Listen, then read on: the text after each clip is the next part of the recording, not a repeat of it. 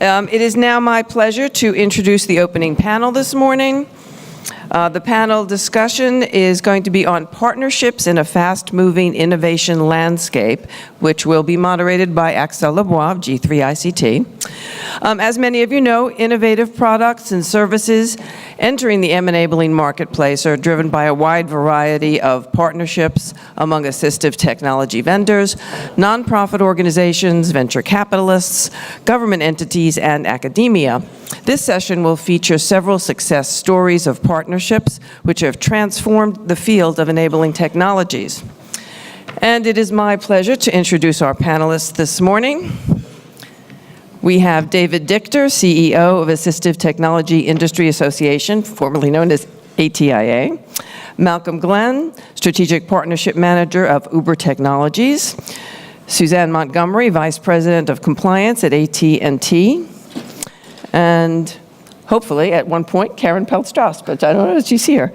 And Axel Leblois, the President and Executive Director of G3 ICT. Thank you very much, Pat, and good morning, everyone. I am not Yuval Wagner, who was our keynote speaker last year and was supposed to be chairing this panel this morning. He sends his greetings.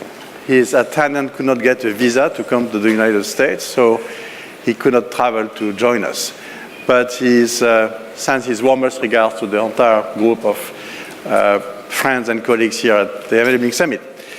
So with that, I would like this morning to address the huge opportunity that there is in creating new types of partnerships to promote innovation in accessibility.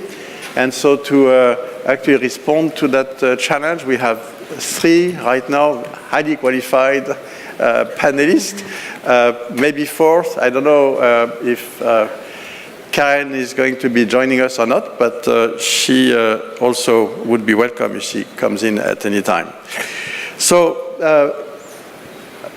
this morning I had like a couple of different areas that we could possibly discuss. One is we see a lot more partnership nowadays to involve end user in the development of solutions.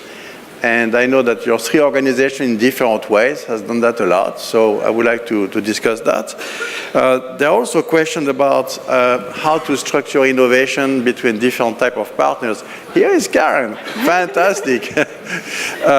And the third one would be to go over specifically the public-private partnerships that are more and more occurring in different domains of technology. And, you know, and generally speaking, ask you all what makes those partnerships successful. So we'll start with the first area, which is the end user involvement in projects and how you handle that. So let's start with David. David, you run the Assistive Technology Industry Association, and you have a lot of members who actually involve end user in great depth in what they are doing. So can you talk to us a bit about how this is happening and the process that you see in the industry to do that effectively? Sure. It's good to be here with everyone. Working with hundreds, and over the years, many hundreds of companies that are assistive technology companies or mainstream companies making accessible technology, it's an imperative to be working in partnership, not just with advocacy organizations, but with lots of other types of groups and organizations. Because one of the things that often gets lost in this comment and this statement of saying you must work with end users with disabilities is the fact that it's not always easy to reach that population. And in fact, in some cases, that population with whatever issue you're trying to solve with some technology may not, in fact, be able to respond so readily to the solutions that are being developed. So working with organizations like practitioners and professionals, that's a very strong population of folks that I spend a lot of time with in our conference and our activities, may be the best route to get to kind of the end user experience. Having the folks that work with individuals with disabilities of whatever disability category you're trying to create a solution for, is really the only route to get to a partnership and to work with end users. Often in the space of assistive technology companies that I've worked with, their target in terms of how to reach a population of consumers or end users is through practitioners and professionals. So it's not just so easy to pick up and say, oh, I've developed some piece of technology, I'm going to go out there and find some user group. There isn't always a user group readily available. So you have to really work your way around finding who are the people and organizations that are possible connections to that end user group. Thank you. Malcom, I know you had an initiative at Uber that deals with the deaf drivers. Can you tell us a bit more about how you got that to evolve with the end user community and your customer community? Sure, I'm happy to. Again, thank you for having us here. And I'll borrow a little bit from what David just said, which is, how do we get better at this stuff? Well, for us, I think it's learn from our mistakes. And I think we've spent a lot of time doing that in a whole host of ways over the last couple of years. But to Axel, to your question around the work we've done with deaf and hard of hearing drivers, I think this is an initiative where organically we started to see that there were tons of deaf and hard of hearing drivers who were using the platform through no outreach of our own. And what we realized is there were some small things that we could do in the context of the application that would actually make the experience for deaf and hard of hearing drivers much easier. And so a couple of years ago, in I think early 2015, we started to think about what we could do from a technological standpoint. So we did a couple of things. First, if you were a deaf or hard of hearing driver, instead of having to try to listen for an audible ping when you got matched with a rider, we changed the outcome to a flashing light. Once you were matched with that rider, the rider would get a notification that their driver was deaf or hard of hearing. And the driver indicated this through a feature in the settings portion of the application. The call function for the rider was disabled, so they weren't trying to reach out to the driver. And they were required to enter their destination, so the driver could follow GPS. This was great. We felt like this did a lot of really good to get folks who are deaf or hard of hearing onto the platform. And there were many thousands of deaf or hard of hearing drivers who ended up getting onto the platform as a result of the changes. In fact, we actually don't know how many deaf or hard of hearing drivers there are, because many hearing drivers have now started to utilize the deaf or hard of hearing function, which I think is a good example of how if you solve for accessibility, you're actually making things better for everyone. But last year we were getting close to National Deaf Awareness Month, and we had some conversations internally, and we said, is there something that we can do that can go a little bit further? And so through the course of some conversations, we ultimately came up with something that we call internally Uber Sign Language. And this is a feature whereby users, riders, can, through a feature in the app, actually learn some basic signs in ASL so that when they're matched with a deaf or hard of hearing driver, they can talk to that driver. And so in the app, when you're matched with the driver, you get a feature, a pop-up that says you can learn your name, you can learn how to say basic words like thank you, goodbye, there on the left, there on the right. And our goal was to facilitate a dialogue between riders and drivers, particularly drivers who are deaf or hard of hearing. And then we said, let's make sure we put this in a place where even if you're not using the Uber app, you can benefit from this. So if you actually go to ubersignlanguage.com, you can enter your name, and you can learn through the website how to sign a couple of basic words in ASL, so that when you ultimately do get matched with that rider, with that driver, you have the opportunity to have a real dialogue with that person. It's a small step, but I think it's a really valuable step, again, to help facilitate a way of communication between populations who may not engage with each other on a day-to-day basis. That's great, thank you.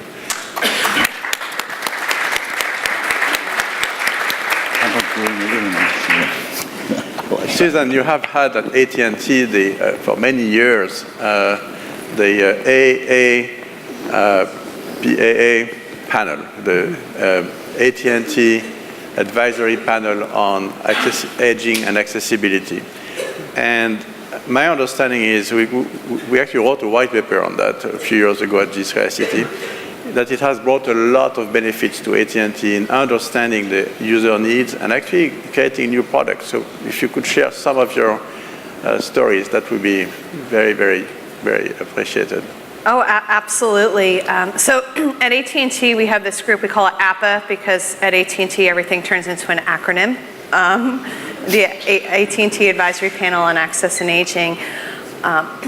We have a phrase in our department that we hold the mirror to ourselves. We look critically at everything we're doing, and we want to do better for our customers, for our employees, for our shareholders, and we want to challenge ourselves day after day after day, and that's no different in the accessibility and aging space. Many years ago, we created this panel of experts from all different communities, the deaf community, the blind community, the autistic community, different segments of the aging community, cognitive disability community, and we bring them together at least 2 times a year. And we talk about the different initiatives AT&T has, and we pressure test it. We want to hear from them. Will this work with your community? How can we make it better? How can we improve it? We held our spring session just about a month ago. It was my first opportunity to attend that meeting, and it was so much fun. I learned so much from these different communities. One thing I learned is nobody's shy. And we don't want that. We want the challenging dialogue. We want people to tell us if our plans for smart cities are where we need to be or if we need to be better. If what we're doing for our employees is where we need to be or do we need to do better. Got a lot of great ideas, a lot of great input. The team is now working cross-collaboratively across the business, from our Cato team, which is our corporate accessibility technology office, to human resources, to product development, to product marketing, to take all that input and improve. We'll meet again in the fall, see how we're doing, and I am confident that this group will challenge us even more, and we'll just keep getting better and better and better for all of our customers. Great, thank you so much. Karen, you touched upon it yesterday during one of our panels, but the FCC has been, over the years, involving a lot of the user community in its rulemaking process and different advisory committee. Can you expand a bit on that and tell the role of the user community in what you do? Sure. The first thing is that we have our Disability Advisory Committee, which many of you are familiar with, and I know that there are many people here that are on this committee. It has 40 full members. It has an additional 20 members that are also on subcommittees.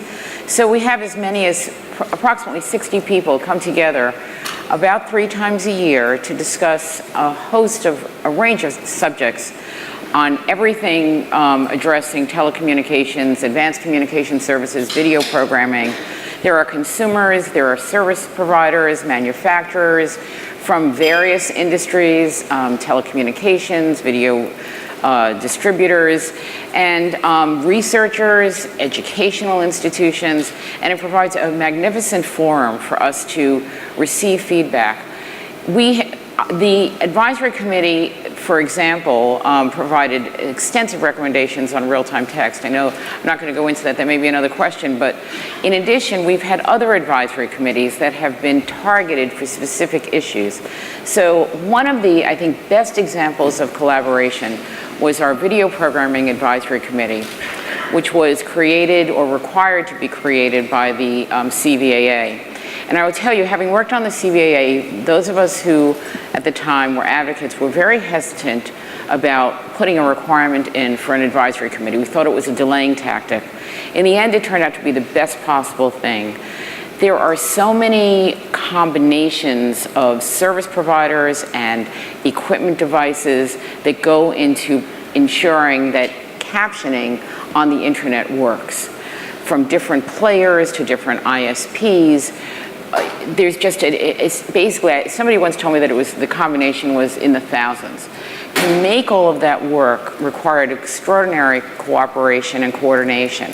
To design the rules to enable this to work also required collaboration. And so, again, teams of people from different stakeholder groups came together and prepared recommendations that the Commission adopted almost uniformly.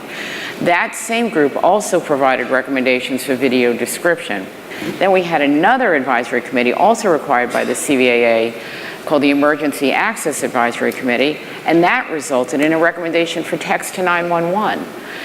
That recommendation was then taken by the Commission and implemented into law. So I cannot say enough about the need for collaboration, the need for coordination, the need for including consumers. When you don't include consumers, obviously the consequences can be severe. Also, I think I mentioned yesterday that every time we have a CVAA proceeding, or every time we had one in the past, we always invited the stakeholders in before we developed the rules to try to achieve a consensus. And one other place that we did this, which was very successful, was in developing closed captioning quality rules. Consumers had been trying to get the FCC to develop quality standards for closed captioning on TV for about 10 years, and all the efforts did not work because there was so much resistance by industry. Finally, we brought industry together, and we used to have meetings. We used to call them the Friday meetings. They were almost every Friday, where the cable industry and the broadcast industry, consumers, captioners, service providers, all came together, and collectively the group developed best practices that we incorporated into our rules. Again, an incredible success story. I can't imagine having gotten done half of what we got done, even an iota of what we got done, without the cooperation, coordination, and collaboration across the different industry sectors and including consumers. Thank you. And it's a nice segue to the next kind of topic we would like to explore a bit more. In some cases, those partnerships are leading to really innovative ideas. And so, David, you do that big, very successful conference once a year in Orlando, the ATIA Annual Conference. I know there is a lot going on during the conference to foster innovation, dialogue between groups. Can you tell us a bit more about that? Sure. So just as a backdrop, our event is about 3,000 attendees, and one of the things I like to say is, yes, we're the Assistive Technology Industry Association, yet we're 5 or 6 independent industries and segments that often there is no overlap and no crossing between some of these areas of either disability or age group or environment, K-12 schools versus employment, and the technologies may cross, but the approach to not only partnerships, but the approach for selling product and aiming for how product gets into the hands of different consumers at different places is very unique and different even within a company.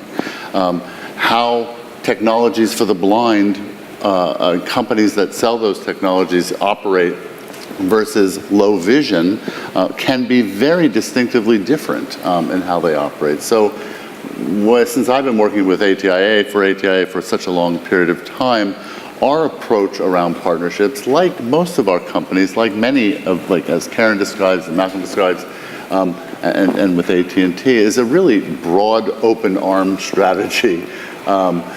We can't move this forward in terms of reaching the kinds of numbers that we hear about all the time unless we have this open arm strategy around partnerships.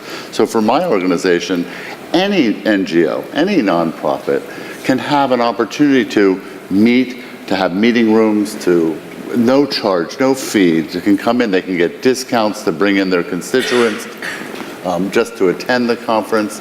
I have a very liberal view of giving 110% because the reward in the end are things like a 20% growth last year in our conference, and that's sort of unheard of in the conference spaces, and unless you're a really hot topic in the world at the moment. So we have this enormous growth, but the question is, well, why and how, and what's the reason? Well, it has to do a lot with partnerships. In turn, our member companies, especially small AT companies who don't have a lot of time on their hands to manage so much of this, can leverage some of these partnerships that we put together and can meet with folks, and we can have those connections made through the organization and through the event. And I would say it's understanding the different segments and pieces and parts of our world that we operate in, and then targeting a whole variety of organizations, and whether it be advocacy, whether it be government, whether it be the academic world and the research community, and really aiming for those areas that are the best suited. Thank you, David. So Malcolm, I go back to you again, and I noticed that there was some very innovative ways to approach the issue of public transportation for persons with disabilities. Yes. That you started to work on. I think it's in the Boston area.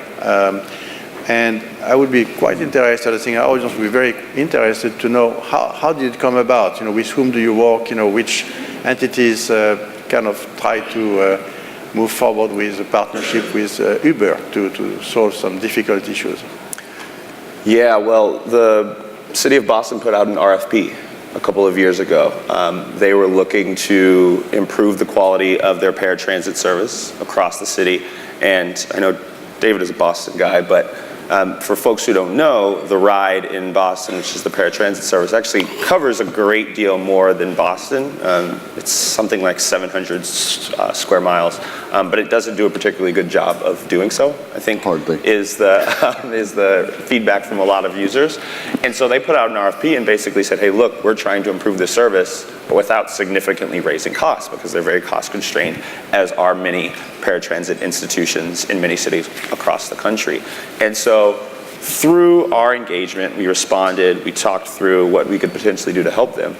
We've come up with a solution whereby, well, I wouldn't necessarily say a solution, but a potential partial solution whereby users of the ride can now actually use Uber as well as other ride sharing services to get around the city. So what they do is they sign up, they're approved, and they pay the first $2 of a ride on Uber, and the MBTA subsidizes the following $13, and then anything over that $15 mark the rider pays. But that means up to $15 you can get for $2 a paratransit ride, but instead of having to book 24 hours ahead of time, instead of having to go on a fixed route with other patrons, you can actually get a ride in a couple of minutes to take you wherever you need to go.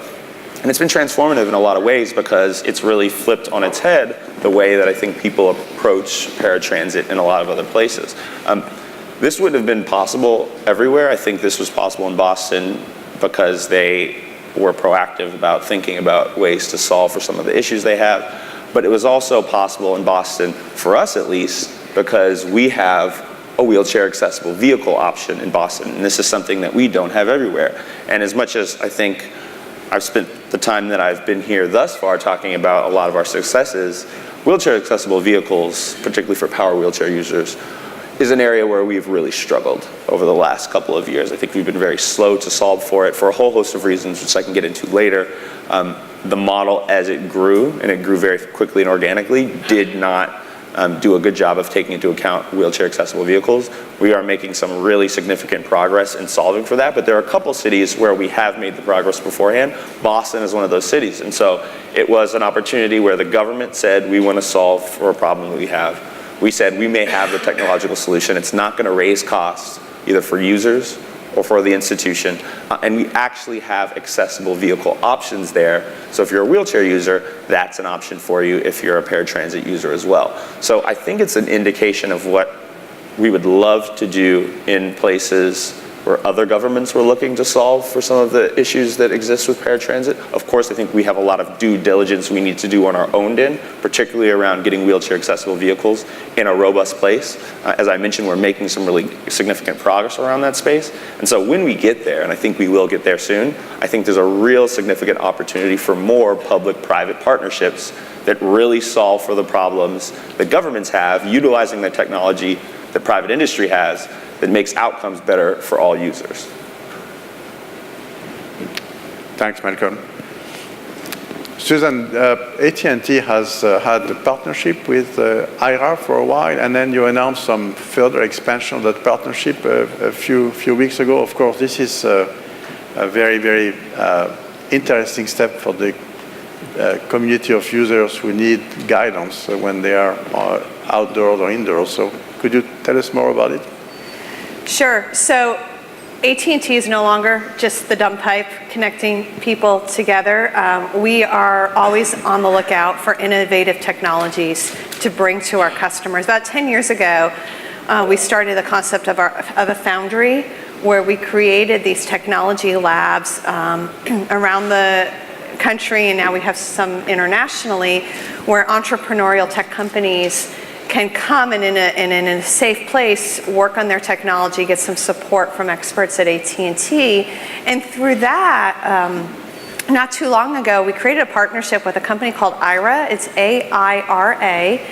And they provide these really innovative glasses and solutions for people with low vision or no vision.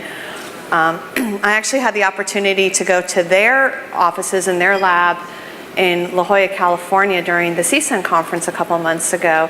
And what they are is these glasses that are connected. The last speaker spoke about IoT. It's an IoT solution.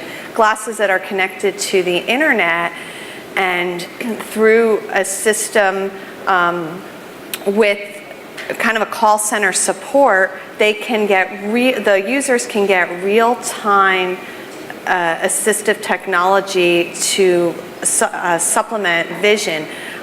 People use it to get around areas where they're unfamiliar. A lot of us traveled here today, maybe went to an airport we'd never been to before, and they, through our technology, with our internet service, our mobile broadband service, coupled with these amazing glasses that IRA has come up with, customers with low vision or no vision can now move around an area they're not familiar with without finding a stranger to guide them, which has safety and privacy issues, without asking a friend to take them, which sometimes could lead to inconveniences. It brings independence. We've been working with them on some AI solutions for this. They introduced a interactive component called Chloe. I think we're kind of running out of names with the interactive voice, but Chloe's a good one. And the first step is reading prescription bottles. So customers with vision needs can use a confidential private, this is without the use of a live operator, that can read the prescription bottles so that they know and can follow the advice that their doctor and pharmacist gave them and have their medical information private. We're looking at continuous ways to improve our relationship with IRA and other companies like that bring innovative solutions, can ride on our network, and can help us just improve the lives of all of our customers. Thank you very much, Suzanne. Karen, the FCC not too long ago decided to shift to potentially a new technology for captioning and using speech recognition. So I know in the community there are a lot of question marks about it in terms of the accuracy and the risks there. And then one question for you is, do you think that there is a way for partnerships or consultative processes to make sure that as you explore and jump in that new wave of technology, things can work? Yes, I mean, as with so many of our issues, it can't be just one sector that decides the future. And I do know that both consumers and current providers are concerned about making the shift or supplementing the existing service. We've heard so much about speech technology in the last 2 days alone. It's clearly on the move, but is it there yet? And for example, is it suitable for emergency situations? Is it suitable where there's a noisy environment or where somebody has an accent? I think that this is going to be tested kind of as we move forward, but in order to make it work, there has to be collaboration and coordination again. We have already received 2 petitions for applications for certification.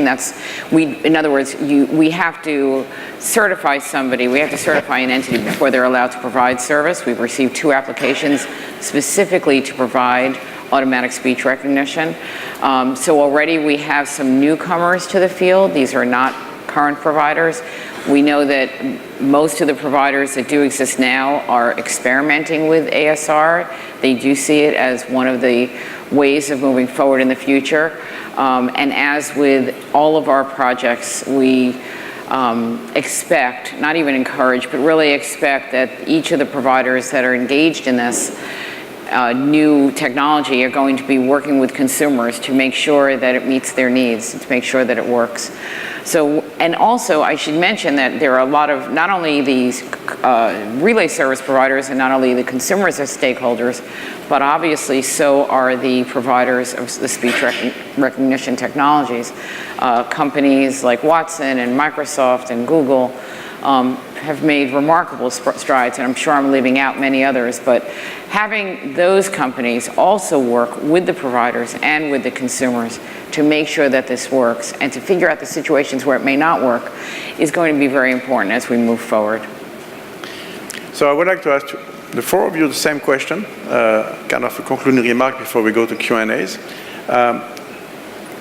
How would you think about ways to get those partnerships to really be most effective, and are there any wild ideas that you have in mind about going further with partnerships, either internally or externally in your organizations? That would be kind of your best, wildest idea that we would like to hear about. Wildest idea. Yes. I think I've already hit on so many of my look, I think that for all of the new technology we're talking about, for all of the embedded technologies, embedded assistive technologies, my world of focus is at a very different end of most of the people who are in this room.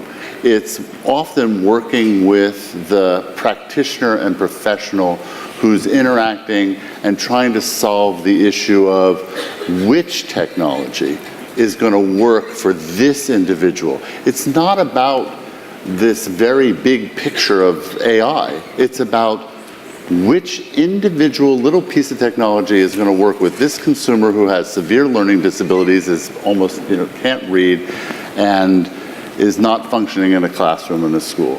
Which technology for this cognitively impaired individual is going to help them understand what their tasks are for the day? In my personal instance, which technologies for my mother, who is midway or so through Alzheimer's, is going to help her continue to be able to stay connected to family? Even I, who has issues with or who understands a lot of technology, can't find solutions for my mother right now. And so how do we make the connections of all of this amazing stuff that is happening today, that's happened in the past, and that will continue to grow and happen in the future? How do we get it into the hands of people who need it? Because it's not just we put it there and it works. There is this ecosystem that if we don't foster through partnerships, through relationships, at every level, from the government to individual companies to NGOs and nonprofits like my own, if we don't kind of build these communities, and it's actually many, many communities, through partnerships, then we will continue to be at the 5 to 10% of serving people with technology. And we all agree that we need to find ways to get beyond that percentage and get into the hands of many, many more consumers who have a disability or a range of disabilities. Karen, you wanted to jump in? Yeah, I want to mention a success story, and I think I mentioned it a little bit yesterday, the National Deafblind Equipment Distribution Program. But I think that it is a model for doing this, because when the FCC was given the task of designing a national program to distribute specialized or assistive technology to people who were deaf and blind and also low income, well, let's just say some of us wrote this into the bill and only gave the FCC 6 months to do it, not realizing that we were going to go to the FCC and be tasked with doing this. And then it was like, oh my God, we don't know what we're doing. There were already several state equipment distribution programs across the country, but we had never done this before on a national level. And the first thing that we did was contact those state programs, get their expertise, issue proposals, and then we got down deep, and I'm looking over here at Suzanne, Helen Keller National Center, Perkins School for the Blind. Without you guys, there was no way we could have done this. We hired an outreach coordinator. In turn, HKNC and Perkins reached out into the depths of the states and the state programs.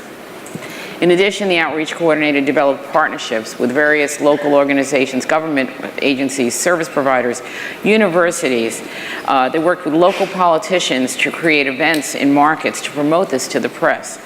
They worked with experts on mass media campaigns to produce ads on billboards, TV, radio, the web, social media, Twitter, Facebook.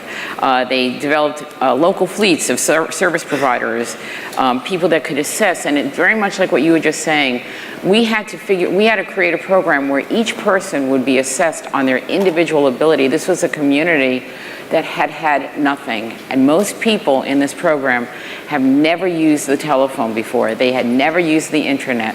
They had never gotten access to information services. We were starting from scratch with an insular community that we had no idea of how to find, and it was through all these partnerships that we developed this program, and now the program assesses each individual for their individual needs. It's an expensive program, but we have the money for it, thank goodness.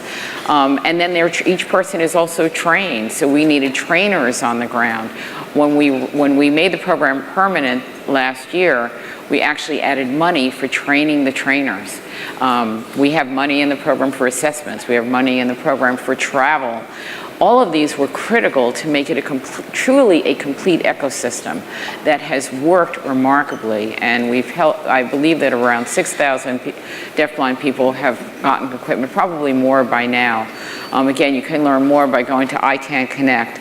But I do think that it is a wonderful prototype for how to reach people that were very unreachable. We had no idea of how to reach these individuals.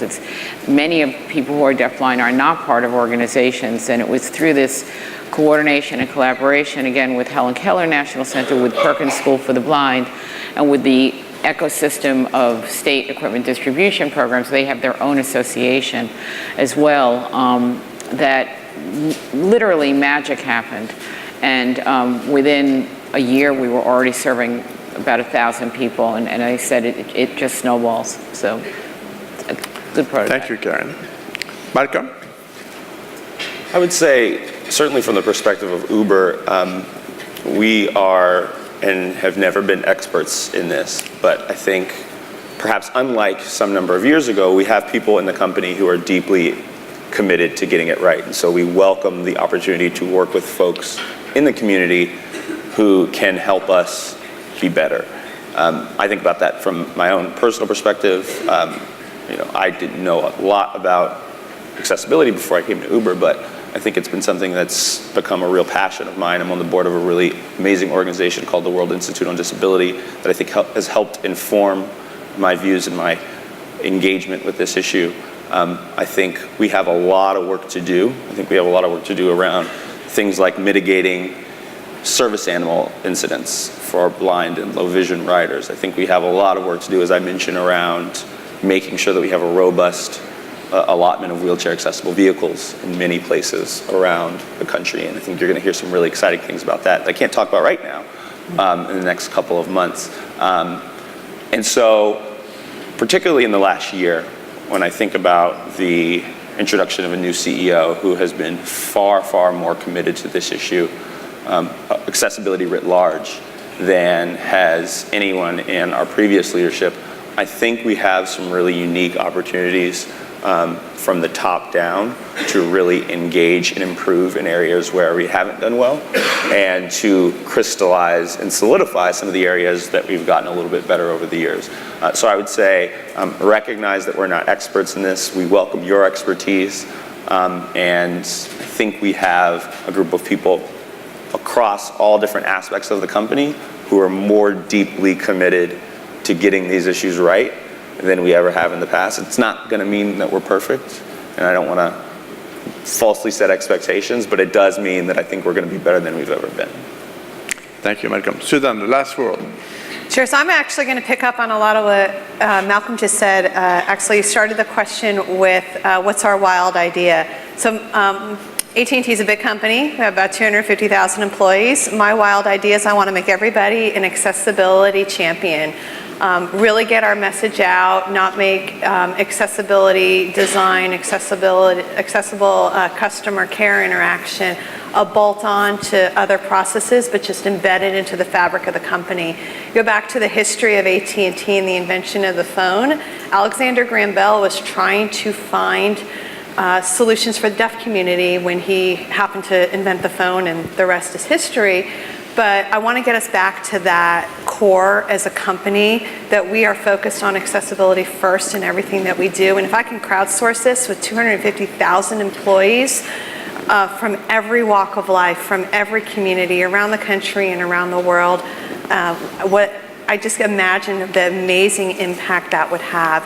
So we've started to do some things to get our message out, to build these champions. We do innovative messaging throughout our offices. We have an email distribution list that is growing every week, where we give tips on accessibility. We're branding our accessibility work. I'm wearing my t-shirt here. It says accessibility at AT&T. You'll see a bunch of us today wearing these t-shirts.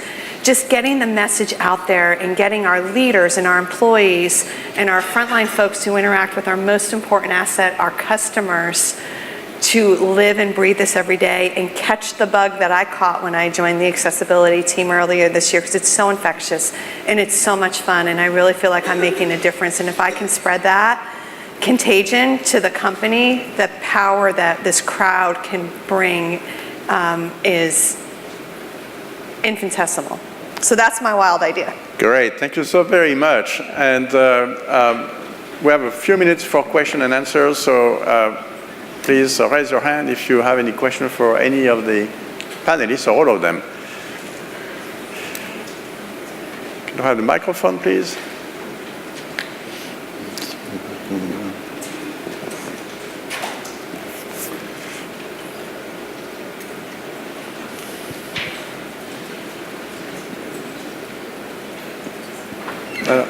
I think we have a question. Hi there. Is this on? Yeah, lovely. So my name's Paul. I'm the accessibility head for Barclays Bank. And I think it's great hearing about the power of partnerships in terms of product design. So we've heard about how involving and engaging diverse stakeholders, charities, not-for-profits, it's improving, inclusive, innovative services. But what we haven't really sort of touched on or haven't really talked around is how it's also helping promote and market what you offer, your inclusive services, to folks, people with disabilities who could benefit. So when I think about Uber and some of the great work around deaf drivers or blind riders, I guess when Uber says that it has, some attention, but I guess when some of the advocacy groups, sort of blind and deaf charities, start singing your praises, then it really amplifies the achievements you're making. So I wonder for the panel if you could share about how the power of partnerships and how that is helping to spread the word more so than if you hadn't. So this is David, Paul.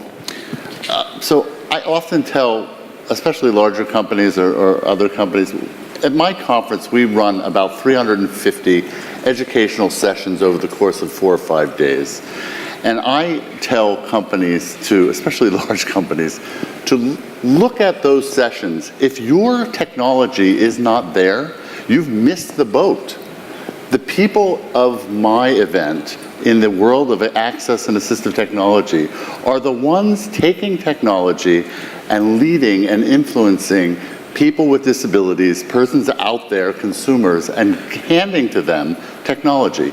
If inside of this micro event there is no talk of the technology that you're doing, then you're missing a lot of the boat. Now look, you can rely on Twitter all you want, but so many folks in the world of accessibility are really not paying attention on Twitter for the technology that they need today. It may be our little world that's paying attention on Twitter to all of the good things that some folks are doing. So it's not a scientific approach, but from the marketing and from the communicating, if you are not reaching influencers at many different places, then you're not getting the word out to end users about the services you deliver. And I think that it's an imperative. I think that we don't have a lot of vehicles. You can't pick up and purchase an email list for this so-called community of people with disabilities. It doesn't exist. It's not there. So how do you reach that audience? And the power in partnerships is really the critical way to market your products. It reminds me of a story, Paul, I was visiting a bank and they were complaining about how we had to put that accessible ATM. It cost us a lot of money and nobody uses it. So I said, okay, what did you do to market it? And there was a blank silence. I mean, they never talked about it and never tried to reach out to their community to let them know that that ATM had been installed. So Malcom and Suzanne, you are in major companies. How do you see that aspect of having all kind of accessible options and services offered to the marketplace? It's a great question, and I think folks like Suzanne are in a slightly different situation because I think companies are quite large, and for us at least, there's awareness of what Uber is, and I think we have to do a little bit less from the perspective of marketing our product so people know that it is a product out there. I think we have to do a lot more in the context of making people aware of a lot of the work we're doing in the space. And to the question, I think we are cognizant of this, and my job in large part is actually to work with issue groups and advocacy organizations and nonprofits in this and other spaces. But I think for us, we don't feel like we have yet earned the right to sort of have people touting in a robust way our work in this space. We've gotten a lot of things right, but I think, as I mentioned, there are a lot of things, very, very significant things, and people in the community remind us of it all the time, that we still need to get right. And so I think we needed to solidify a lot of things internally. You could say get our house in order, and that's going to allow us, I think, to have a better external offering across a whole host of different accessibility options for a whole host of people with disabilities. At that point, I would be the first to tell you I would love to have other people singing our praises. I don't think we've earned the right for people to sing our praises just yet. My hope is that when I or someone else comes back here next year to talk to you all about this, there will be people doing that because we will have made enough positive change in the ensuing year for it to be worth it for those people to do so. And I'll just tag on to that a little bit. We need to get better at telling our story. I think a lot of companies, the big company problem that Malcolm described, we've got to get just better at telling our stories and not expect, I loved your example about the bank. Have you told anybody that your ATM is an accessible ATM? We challenge our product marketing folks, our folks who do the advertising all the time. Are you out telling our story? What story are you telling? Are you marketing to the mass market, or are you marketing to the customers who our solutions will make a difference in their lives every day? And we've just got to get better. I think there's no easy way to say it. We have to improve. And I just want to mention that there's such a sea change here, because many of you who have been involved in accessibility for a long time remember a time when companies did not want to share information about their accessible technology because they were afraid that they would be stuck doing it even if they didn't want to do it. So, for example, I remember when digital phones first came out, digital wireless phones, there were a few companies that created some digital handsets that were hearing aid compatible, and they refused to publicize them because they were afraid if they did, that if they wanted to change models and drop that accessibility, consumers would be upset with them. They were also afraid that if they showed that accessibility was possible, that the FCC or other agencies would require that accessibility. So there really has been a very significant sea change, and I applaud both your companies for being so willing and so eager to boast about your accessibility, not only provide it, but make sure that the public knows about it and have a true commitment to it. I think, Karen, those are fantastic closing remarks for our panel, so please join me in thanking our panelists today.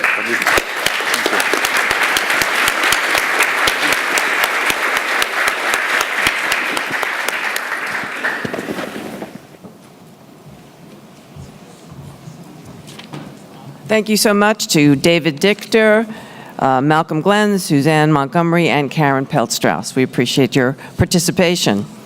We now are going to have a special presentation by the Assistive Foundation. And once again, Axel Leblois.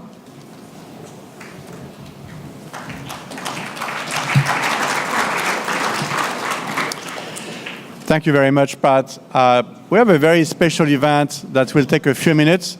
There are two persons who have been extraordinarily influential and very helpful to our community over the past few years who are going to come to the stage. So first, Martin Assel is the founder of the Assel Foundation. Martin and his family, I should say. Martin has undertaken a few years ago to actually help promote the exchange of good practices around the world in terms of making the CRPD, the Convention on the Rights of Persons with Disabilities, a reality.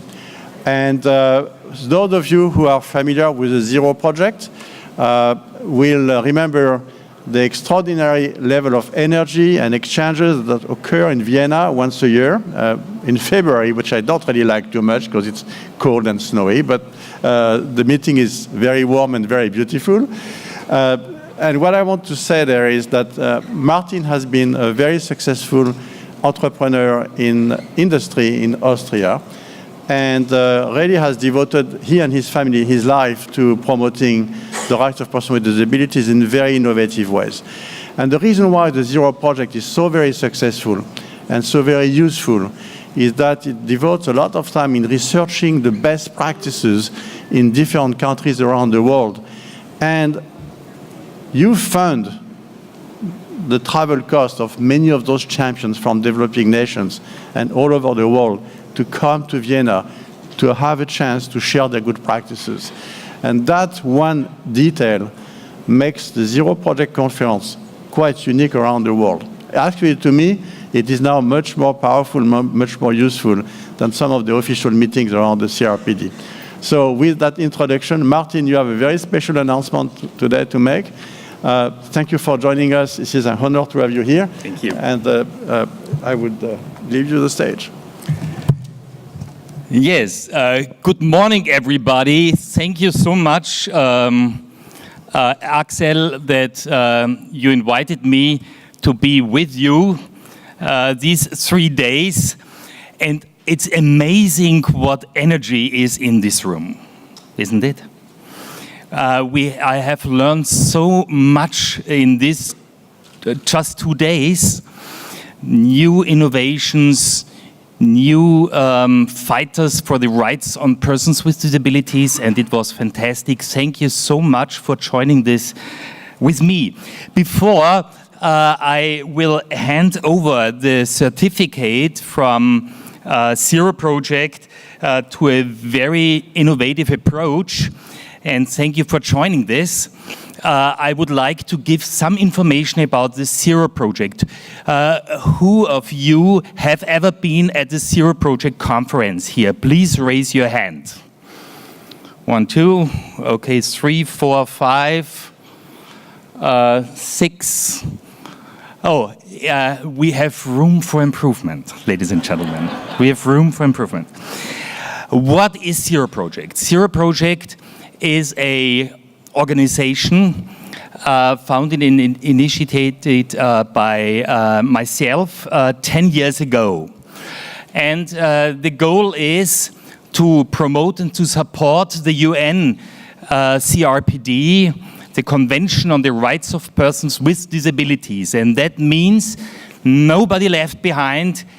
Every human being, if he is or she is, has a disability or not, should have the same possibilities to be included in society and have all the possibilities, should have all the possibilities to use her or his talents and to spread it out to the world. Isn't that fantastic?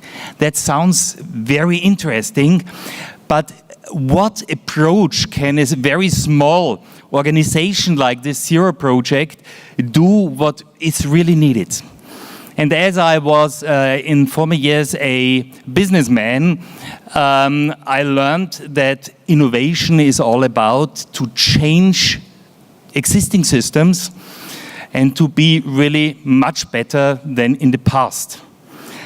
And I found out that there is no organization except G3 ICT. You do it with the ICT approach to find new solutions. But in many cases, there are so beautiful new innovations and nobody knows this. And therefore, scaling up is a real problem. And therefore, our goal was to find a group of experts who inform us about the new approaches which take place anywhere in the world. And I'm so lucky and I'm so joyful that we have had now 4,066 experts from 180 countries. And what we are doing is every year the same. We have a call for nominations where we ask all of our experts from all over the world to inform us about innovations, and at least thousands of these experts, and Axel with his organization is one of the very intensive and good supporters of this. We are selecting them between 60 and 80 innovations and between 10 and 20 innovative practices that we spread out in the world through conferences which will take place always in the UN city of Vienna, in reports and on internet. And our goal is also to support, to integrate those innovations in the world so that as many persons with disabilities as possible should have an advantage out of it. And we are not working for profit, we are an absolutely non-for-profit organization, and we love to support and to change the world in innovations. Before we start to give some information about the certificate and to promote a very interesting innovation from the US, let me tell you that the call for nomination for the next year's conference, where our topic will be independent living and political participation, is now open. And I'm asking all of you, if you are aware of a new initiative, an innovation which really works out well in one country or another, please let us know. And I asked Axel to give you this information to help us to find solutions so that we are able to spread it out throughout the world. And you will find this on www.zeroproject.org. Please help us to find the best possible innovations. Now, I would like to ask Caroline Phillips to join us at the stage. And I will love to give together with Axel, who also supports us in finding the very interesting innovations, that we will give to you the certificate of innovative practices for 2018. And I would love to introduce this innovation now that you can imagine what beautiful work Caroline and her team is doing. The Zero Project is proud to certify that AMC and Caroline Phillips as Accessibility Director, being with us today, was selected as one of 68 innovative practices and 15 innovative policies by the selection committee of the renowned disability and accessibility experts. The ICT Accessibility Massive Open Online course is a 6-week course taught by accessibility experts initiated 2016 by the Georgia Institute of Technology through its Research and Design Center, AMC. It is now available worldwide within just 2 years. You have to imagine how fast these girls and boys are. It's incredible. The program has reached already 169 countries and regions and had already more than 8,000 participants. My deep congratulations. We wish you, Caroline, and your team a great future, supporting as many persons with disabilities as possible. Thank you so much. And now it's a real honor, together with Axel, to hand you over the certificate for Innovative Practices 2018 of the Zero Project. Thank you.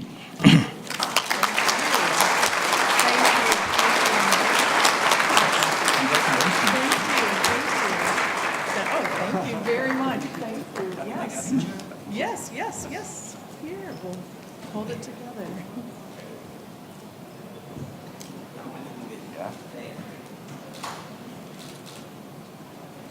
May I say Yes, of course. Thank you so much, Martin.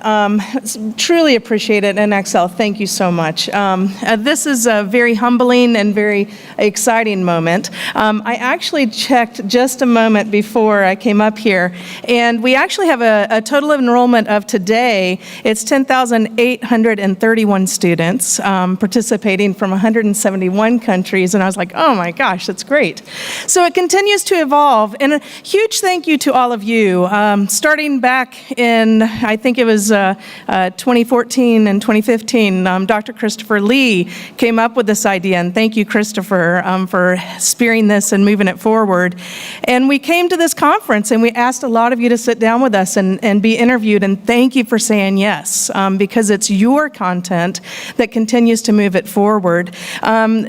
Dr. Jaffe and Judy, as y'all were talking and I was taking notes, we're absolutely updating it all the time, and so clearly we have another major update to do with WCAG 2.1.